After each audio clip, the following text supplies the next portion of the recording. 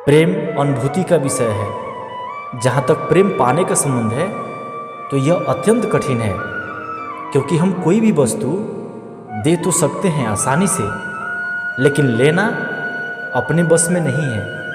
प्रेम में भी कुछ ऐसा ही है, लेकिन देना भी कम महत्वपूर्ण नहीं है।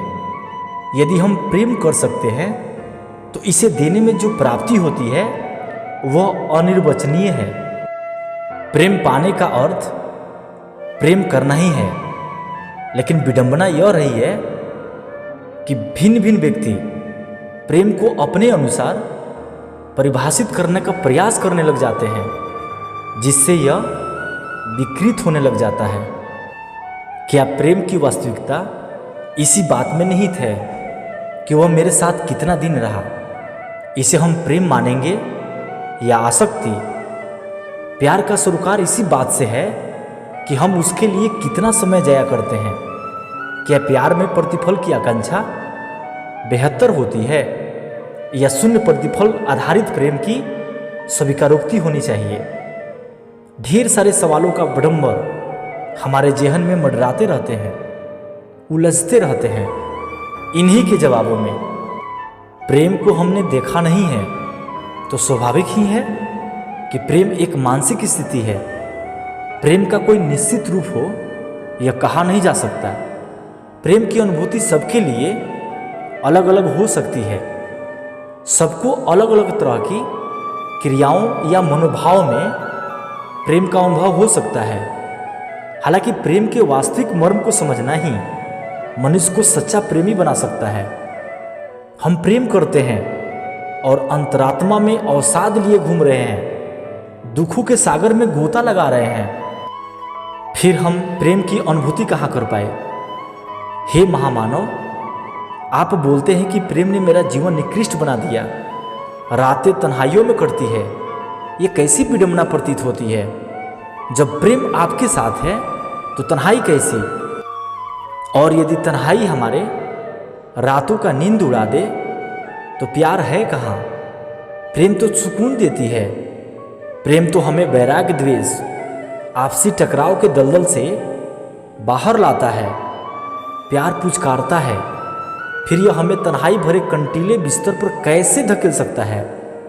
महान साहित्यकार जॉर्ज सेन ने बड़े ही सटीक शब्दों में कहा है, प्रेम करना ही जीवन की खुशी है। प्रेम को हम आसक्ति मान लेते हैं, शायद यही तो हमारा भ्रम नहीं है, जबकि वास्तविकता यह है कि किसी से प्रेम का होना हम उससे गहरा अटैचमेंट का प्रतिरूप मानने लग जाते हैं, जो कि बिछड़ने के बाद हमें दुखी कर देता है। कहीं ऐसा तो नहीं कि हम प्रेम को परम सुख का साधन मान बैठते हैं?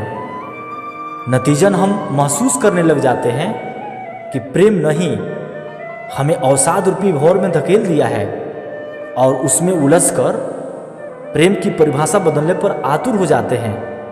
कितना अजीब होता है ना? मानव का प्रेम सब कुछ अपने हिसाब से तय करता है। मुनाफा मेरा हो, बात मेरी हो, अधिकार मेरा हो, यादें केवल मेरी आनी चाहिए, तो फिर प्रेम का क्या हो? हे मनुष्य, आप प्रकृति से भी तो उतना ही प्रेम करते हैं जितना आप अपने प्रेयसी से करते हैं। ये आपके बातों से महसूस होता है। फिर हमें प्रकृति को पाने के लिए उतनी बेचैनी क्यों नहीं होती जितनी बेचैनी अपनी प्रेयसी के एक दीदार के लिए होती है? इसका अर्थ यह तो नहीं कि आप प्रेम करने का ढोंग कर रहे हैं। प्रकृति दिन प्रतिदिन बदतर होती जा रही है, परंतु उसकी चिंता तो हमें नहीं सताती। हम पौधे नहीं लगा पाते तो बेचैनी नहीं होती। हमारे अंदर जल को बचाने की कोई आसक्ति तो नहीं होती। हवा खराब हो रहा है, उसका भी कोई परवाह तो हम नहीं करते। वातावरण दूषित हो जाए तो भी कोई बात नहीं, परंतु भौतिक प्रेम के बिना हम रह नहीं पाते, क्योंकि हम भविष्य में भौतिक संबंध के कपोल कल्पना के सागर में गोता जो लगा रहे हैं। क्या यही वास्तविक प्रेम है? यदि मैं कहूं कि मन की सकारात्मकता प्रवृत्ति से उत्पन्न भाव ही सही प्रेम है, तो आपको असहमत नहीं होना चाहिए। सकारात्मकता का अपना प्रभाव है, उसी प्रकार प्रेम का भी अपना प्रभाव है। नकारात्मक भावों की समाप्ति के बाद जब हम निष्काम भाव से कोई कार्य करते हैं तभी प्रेम का उदय होता है।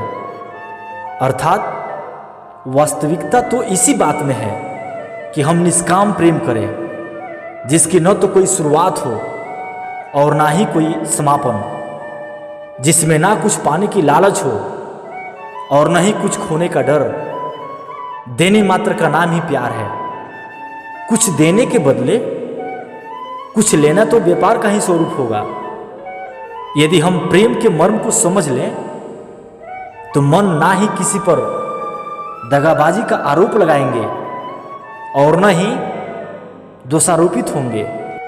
हम मानव वर्ग जो कुछ भी करते हैं ना, शायद अपनी अभिलाषा की तृप्ति के लिए ही करते हैं, जबकि प्रेम अभिलाषा तृप्ति का साधन मात्र नहीं है।